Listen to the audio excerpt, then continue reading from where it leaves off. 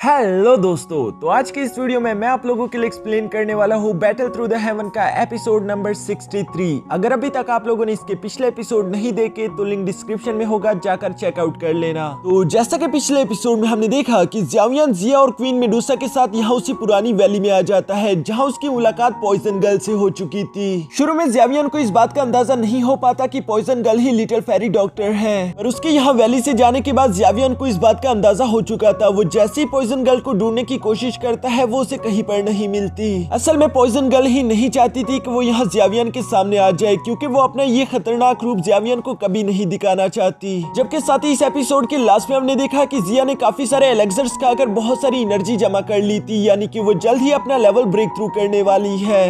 अब आगे तो नेक्स्ट एपिसोड के शुरू में हम देखते हैं जहाँ पर जिया अपना ब्रेक थ्रू करने के लिए ककून में बदल चुकी थी, जबकि क्वीन मेडुसा उसका ख्याल रखने के लिए वहीं पर पास में बैठी होती है। तभी अचानक हम देखते हैं कि एक बड़े से ब्लास्ट के साथ ज़्यावियन उड़ता हुआ सीधा यहाँ क्वीन मेडुसा के पास आ गिरा। साथ ही वो खड़ा होकर कहता है कि मैं तो कुछ पिल्स रिफाइन कर रहा था, पता नहीं अचानक मेरी फायर अनस्टेबल हो गई। ये तो अच्छा हुआ कि मैंने वक्त पर ही अपनी फायर खत्म कर दी थी, इसलिए कोई बड़ा नुकसान नहीं हुआ। जो सुनकर क्वीन मेडुसा पीछे वैली में मौजूद उस घर की तरफ देखती है जो कि पूरा जलकर राख हो चुका था। वो अपने मन में कहती है कि इससे भी ज्यादा नुकसान इसने करना है। ज़्यावियन भी उसकी शक्ल से इस बात का अंदाजा लगा चुका था, इसलिए वो कहता है कि मैं थोड़ा सा लालची हो गया था, सोच रहा था कि सारे एलेक्सर्स को पिल में बदल दूं, और शायद इसी गलती की वजह से एक धमाका भी हो गया। दूसरी तरफ क्वीन मेडुसा तो उस पर अपना मूड नहीं खराब कर रही थी। तभी अचानक ज़्यावियन वहाँ पर जिया को देख लेता है, जिसे देखकर वो सरप्राइज होते हुए कहता है कि जिया तो एक ककून में बदल गई, यानी कि वो जल्दी ब्रेक थ्रू करेगी, लेकिन आखिर वो कब से ऐसी है। जिस पर क्वीन मेडुसा जवाब देते हुए कहती है कि जिया पिछले कुछ दिनों से इसी तरह से है, उसके ककून में जरा सा भी चेंज नहीं आया।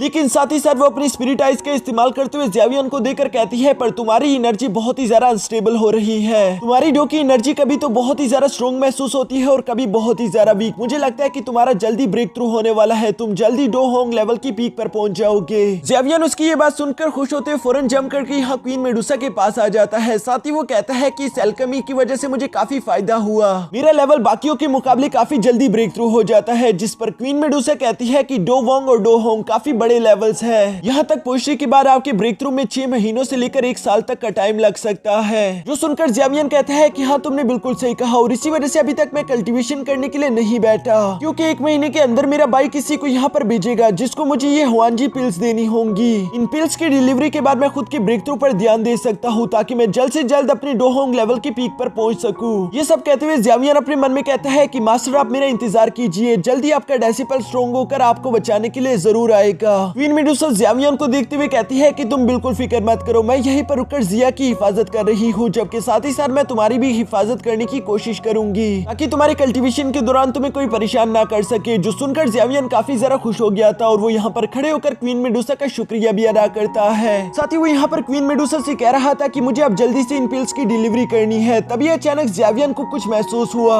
वो समझ जाता है कि अंकल कोंग ने मेरे सोल स्टोन को तोड़ दिया, यानी कि उन पर एक बड़ी मुसीबत आ चुकी है। दूसरी तरफ हम अंकल कोंग और लिएंगर को देखते हैं, जिन्हें स्नेक मर्सनरीज को अपना बंदी बना लिया था, और उनका लीडर यहाँ पर ज़्यावियन के दिए हुए लोटस बोतल को देखकर कह रहा था कि ये तो एक बहुत ही पावरफुल वेपन्स है, जिसकी मदद से तुमने हमारे 2 इतने पावरफुल वॉरियर्स को जान से मार दिया। यहाँ पर वो ये सब कह रहा था। तभी अचानक वो लोटस बोतल एक्टिवेट हो जाता है, जो देखते साथ ही कियान ने फौरन उस बोतल को खुद से दूर फेंक दिया था, और वो आसमान में ही ब्लास्ट हो गया था, जिसकी वजह से वहाँ पर एक बहुत बड़ा लोटस फ्लावर क्रिएट हो जाता है। इस लोटस ब्लास्ट की एनर्जी काफी ज्यादा थी, जिसे देखकर हिकियन इंप्रेस होते हुए कहता है कि अगर इस तरह के बॉम्ब्स मेरे पास और भी आ गए तो मैं इनका इस्तेमाल करके किसी को भी हरा सकता हूँ, ये तो मेरी आर्मी को और भी ज्यादा स्ट्रॉन्ग कर देगा। ये सोचते हुए वो अंकल कोंग से कहता है कि बताओ आखिर तुम्हें ये लोटस बोतल कहाँ पर मिले। जिस पर अंकल कोंग झूठ बोलते हुए कहता है कि मैं वारक्राफ्ट माउंटेन पर घूम रहा था, जहाँ मुझे एक्सीडेंटली ये मिल गए। लेकिन उन लोगों को अंकल कोंग की इस बात पर यकीन नहीं था। हिकियन भी यहाँ पर अपने स्पिरिचुअल एरोस को बाहर निकाल लेता है, जहाँ वो अंकल कोंग से कहता है कि अगर जिंदा रहना चाहते हो तो सच बता दो, नहीं तो मैं तुम्हें जान से मार दूंगा। अंकल कोंग उससे अभी भी कह रहे थे कि मैंने कहा ना तुम्हें कि ये मुझे वारक्राफ्ट माउंटेन पर मिले, लेकिन हिकियन जानता था कि वो झूठ कह रहा है, इसलिए वो पहला एरो उसके हाथ पर चला देता है, जिसकी वजह से अंकल कोंग को चोट लग चुकी थी। अंकल कोंग को यहाँ पर दर्द में देखकर वहाँ पर मौजूद सब लोग उस पर हंस रहे थे, जबकि लिएंगर को काफी तकलीफ हो रही थी। हिकियन यहाँ पर अपना दूसरा एरो रेडी करते हुए अंकल कोंग से कहता है कि मैं तुम्हें आखिरी मौका दे रहा हूँ, अभी भी तुम्हारे पास टाइम है, सच बता दो,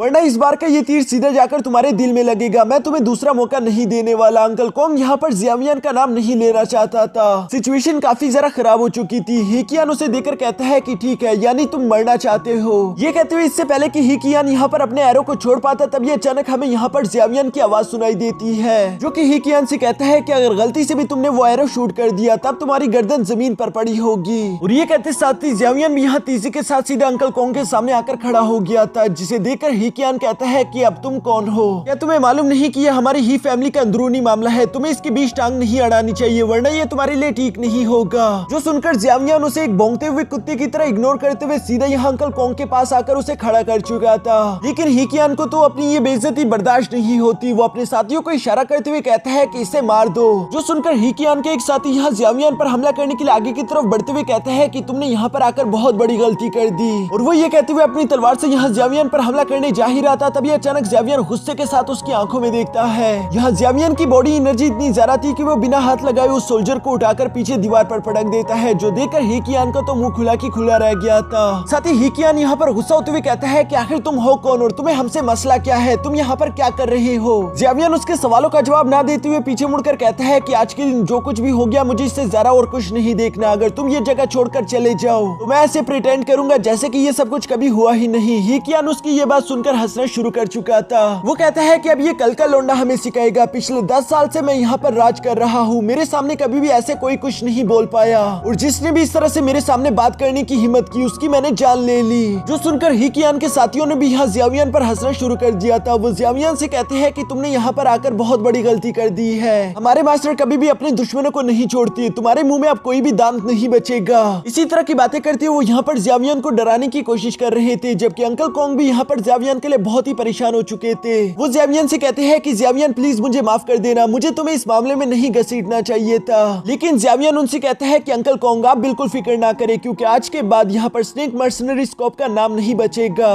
कियान उसकी ये बात सुनकर कहता है कि ये बात तो माननी पड़ेगी कि तुम कोई आम इंसान नहीं हो, लेकिन तुमने मुझे भी कुछ ज्यादा ही कम समझ लिया। अभी मैं तुम्हें दिखाऊंगा कि आखिर क्यों यहाँ पर सब लोग मुझसे डरते हैं। और ये कहते साथ ही हम देखते हैं कि यहाँ ही कियान के साथियों ने ज़ियावियन को चारों तरफ से घेर लिया था, लेकिन ज़ियावियन को इस बात से ज्यादा फर्क नहीं पड़ रहा था। दूसरी तरफ ही कियान यहाँ अपने साथियों को हुक्म देता है कि इसे काट डालो। जो सुनकर ही कियान के साथी भी काफी ज्यादा फ्लेक्स करते हुए ज़ियावियन की तरफ ही बढ़ रहे थे, जिन्हें देखकर ज़ियावियन मुस्कुराते हुए कहता है कि इस दुनिया में बहुत सारे बेवकूफ हैं जिन्हें लगता है कि वो मुझे मार देंगे। और ये कहते साथ ही ज़ियावियन अपना पैर जोरों से जमीन पर मारता है, जिसकी एनर्जी से आसपास के सारे सोल्जर उड़कर दूर जा गिरे। साथ ही ज़ियावियन तेजी के साथ अपने सकिंग पाम टेक्निक का इस्तेमाल करते हुए ही कियान को भी अपने पास बुलाकर उसे एक जोरदार चांटा लगाता है, ताकि उसकी भी अकल ठिकाने आ जाए। साथ ही ज़ियावियन कहता है कि ये चांटा मेरे अंकल कोंग के लिए। और इसके बाद हम देखते हैं कि ज़ियावियन हवा में जाकर अपनी डो की एनर्जी फ्लेक्स करना शुरू कर चुका था, जिसकी इतनी जरा खतरनाक एनर्जी देखकर तो वहाँ पर मौजूद सब लोग काफी ज्यादा सरप्राइज रह गए थे। उन्हें यकीन नहीं आ रहा था कि ज़ियावियन इतना ज्यादा पावरफुल है। दूसरी तरफ ही कियान भी यहाँ पर ज़ियावियन को देखकर सोचने की कोशिश कर रहा था कि आखिर ये पावरफुल इंसान है कौन, जो कि अचानक से गामा एम्पायर में आ गया।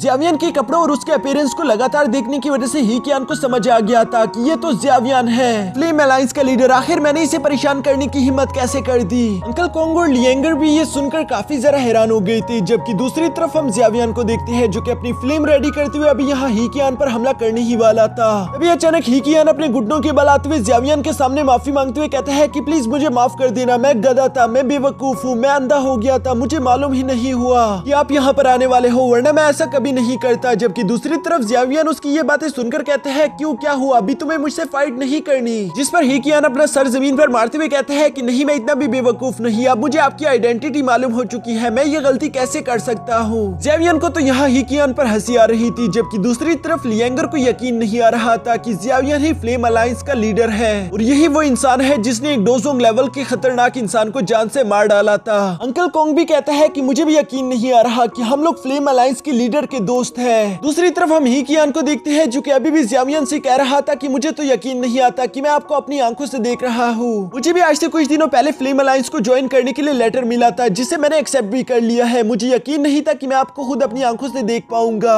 मेरी तो किस्मत खुल गई है। ज़ियावियन उसकी ये बातें सुनकर अपने मन में कहता है कि ब्रदर जानता था कि हमें अपनी आर्मी बढ़ानी है, इसलिए हमें गामा एम्पायर के बहुत सारे लोगों को खुद के साथ मिलाना होगा, जिसके लिए यकीनन ब्रदर ने इसको भी अपनी आर्मी में शामिल करने के लिए लेटर भिजवाया होगा। ये सब सोचते हुए ज़ियावियन फौरन यहाँ ही कियान के सामने आकर खड़ा हो जाता है, जहाँ वो ही कियान से पूछता है कि तुम्हारा नाम क्या है। ही कियान ज़ियावियन का ये सवाल सुनकर खड़ा होते हुए कहता है कि इस नाचीज इंसान का नाम ही कियान है। ज़ियावियन उसका नाम सुनकर कहता है कि ठीक है, जब तक तुम हमारे फ्लेम अलायंस के साथ लॉयल हो मैं तुम्हारा नाम याद रखूंगा और हमारी फ्लेम अलायंस तुम्हारी मदद करेंगी, जिसका इस्तेमाल करके तुम डो वोंग लेवल की पीक पर या फिर डो होंग लेवल तक भी पहुंच सकते हो। जो सुनकर तो ही कियान काफी जरा खुश हो गया था और वो ज़ियामियन के सामने झुकते हुए उसकी तारीफें करता जा रहा था, जिस पर ज़ियामियन कहता है कि और एक और बात, पीछे खड़े ये दो लोग मेरे दोस्त है। आज के दिन जो हुआ मैं उसे माफ कर रहा हूँ, लेकिन आइंदा अगर मुझे ऐसा कुछ मालूम हुआ तो दोबारा मुझसे रहम की उम्मीद मत रखना। जो सुनकर ही कियान खुद को थप्पड़ मारते हुए कहता है कि मुझे माफ कर देना, मुझे मालूम नहीं था कि ये आपके दोस्त है और अब मुझे मालूम हो गया, आइंदा मैं ये गलती कैसे कर सकता हूँ। ज़ियामियन उसकी ये बातें सुनकर सीधा यहाँ अंकल कोंग के पास आ जाता है, जहाँ वो अपने पास से एक हीलिंग पिल निकालकर अंकल कोंग को देते हुए कहता है कि इसे खा लेना, जिसकी वजह से आपकी ये इंजरीज जल्दी ठीक हो जाएगी। अंकल कोंग तो ज़ियामियन की इतनी जरा मेहरबानी देखकर कहता है कि मुझे मालूम नहीं था कि तुम फ्लेम अलायंस के लीडर हो, फिर भी तुम हमारी इतनी मदद कर रहे, तुम तो एक बहुत बड़े इंसान हो।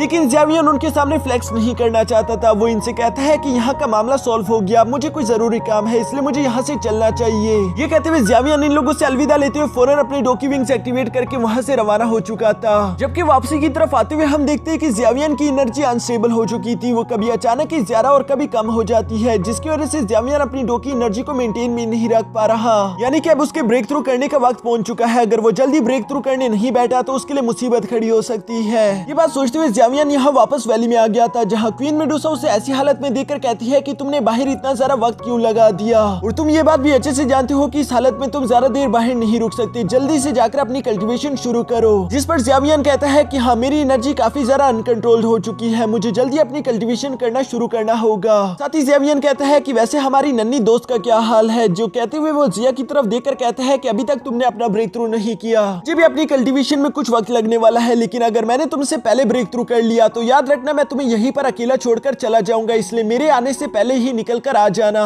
ज़ियामियन के ये मजाक सुनकर क्वीन मेडुसा के चेहरे पर एक छोटी सी मुस्कान आ चुकी थी। तभी अचानक ज़ियामियन क्वीन मेडुसा से कहता है कि वैसे मेरे ब्रेक थ्रू में पूरे 6 महीने लग जाएंगे, इतना सारा वक्त हम लोगों के लिए यहाँ पर गुजारना तुम्हारे लिए मुश्किल हो सकता है। जिस पर क्वीन मेडुसा कहती है कि कोई बात नहीं, मैं तुम लोगों के बाहर आने तक का इंतजार करूंगी, उसके बाद हमें हमारे स्नेक क्लैन जाना होगा। जो सुनकर ज़ियामियन हैरान होते हुए कहता है कि क्या मैं भी तुम्हारे साथ आऊंगा। जो सुनकर क्वीन मेडुसा थोड़ी सी एम्बेरस होते हुए अपना मुंह बनाकर कहती है कि नहीं, हमारे स्नेक क्लैन में ह्यूमंस को आने की इजाजत नहीं है। यहाँ ज़ियामियन उसकी ये बातें सुनकर इससे पहले कि कोई भी सवाल कर पाता, जैसे कि क्वीन मेडुसा वापस अपने घर क्यों जा रही है, तभी अचानक ज़ियामियन की डोकी एनर्जी कुछ ज्यादा ही अनस्टेबल हो चुकी थी। वो क्वीन मेडुसा से कहता है कि तुम जिया का ख्याल रखना, मुझे जल्द से जल्द ब्रेक थ्रू करना है, और ये कहने के बाद वो फौरन वहाँ से रवाना हो चुका था। जबकि क्वीन मेडुसा उसे जाता हुआ देखकर कहती है कि इससे पता नहीं स्नेक क्लैन से बहुत डर लगता है, जबकि इसे वहाँ पर जाना तो पड़ेगा। असल में दोस्तों क्वीन मेडुसा यहाँ पर थोड़ा सा अजीब बिहेव कर रही है। उसका रीजन यही है कि क्वीन मेडुसा प्रेग्नेंट है, क्योंकि जब ज़ियामियन ने फलन हर फ्लेम को एब्सॉर्ब किया था तब इन दोनों के दरमियान कुछ ऐसा हुआ जिसकी वजह से क्वीन मेडुसा को अब बेबी होने वाला है। लेकिन अभी तक क्वीन मेडुसा ने इस बारे में ज़ियामियन को कुछ नहीं बताया। ज़ियामियन तो पूरी तरीके से अनजान है। दूसरी तरफ क्वीन मेडुसा को वापस अपने स्नेक क्लैन जाना होगा ताकि वो अपने पेरेंट्स की मुलाकात ज़ियामियन से करा सके, साथ ही साथ वो इसकी एक्सप्लेनेशन भी दे सके। लेकिन मुझे तो लगता है कि इस चीज के सजा के तौर पर ज़ियामियन को वो लोग फांसी दे देंगे, पर चलो वो तो हमें आगे के एपिसोड में वैसे भी जानने को मिल जाएगा। इसके बाद हमें ज़ियामियन का सीन दिखाया जाता है, जो कि यहाँ एक केव में आकर सीधा अपनी कल्टीवेशन करने के लिए बैठ चुका था।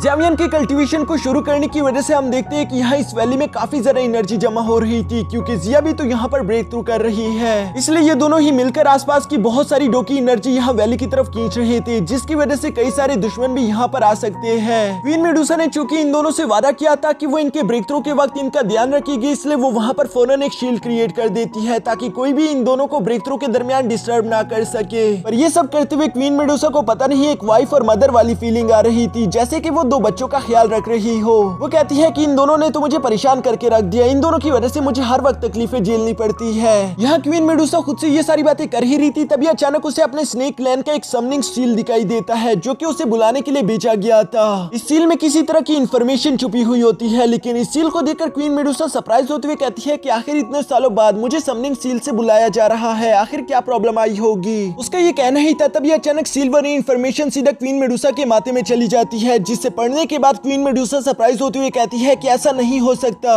वो असल में इस इंफॉर्मेशन की वजह से उदास हो चुकी थी, उसे समझ नहीं आ रहा था कि वो क्या करे। वो फौरन उस शील्ड से बाहर आते हुए कहती है कि अब मुझे जाना होगा, मेरे क्लैन पर एक मुसीबत आ चुकी है, मुझे इस प्रॉब्लम को सॉल्व करना होगा, तब तक मेरी ये शील्ड तुम दोनों की हिफाजत करेगी। उम्मीद है कि तुम दोनों जल्दी ब्रेक थ्रू करके सक्सेसफुली बाहर आ जाओगे। ये कहते हुए क्वीन मेडुसा फौरन अपने स्नेक क्लैन की तरफ रवाना हो जाती है। जबकि उसके जाने के बाद हम देखते हैं कि ज़ियामियन और जिया अभी भी लगातार बैठकर कल्टीवेशन कर रहे देखते उन लोगों को कल्टीवेशन करते हुए कई महीने गुजर जाते हैं। लगातार सीजन्स बदलते जा रहे थे। हर तरह का मौसम गुजरने के बाद आखिरकार हम देखते हैं कि ज़ियावियान की आंखें खुल चुकी थी। वो खुश होते हुए कहता है कि मैंने कर दिखाया, मैं अपने डोहोंग लेवल की पीक पर पहुंच चुका हूँ। जबकि इस ब्रेक थ्रू की वजह से हम देखते हैं कि ज़ियावियान एक जगह पर ही बैठकर अपने दूर से दूर चीज को भी महसूस कर पा रहा था। उसे जानने को मिलता है कि जिया ने अभी तक भी ब्रेक थ्रू नहीं किया, लेकिन वो अपने प्रमोशन को लेकर काफी ज्यादा खुश था। तभी अचानक हम देखते हैं कि ज़ियावियान के माथे पर बोन चीनिंग फ्लेम ने चमकना शुरू कर दिया, जिसे टच करने की वजह से ज़ियावियान को सोल हाल की लोकेशन के बारे में सेंस हो गया, जहां पर हमें देखने को मिलता है कि उन लोगों ने मास्टर याओलाओ को कैद करके रखा हुआ है। यह ज़ियावियान तो सोल हाल में अपने मास्टर को चेन में बंधा हुआ देखकर काफी सरप्राइज हो गया था। और इसी के साथ हमारा यह एपिसोड यहीं पर खत्म हो जाता है।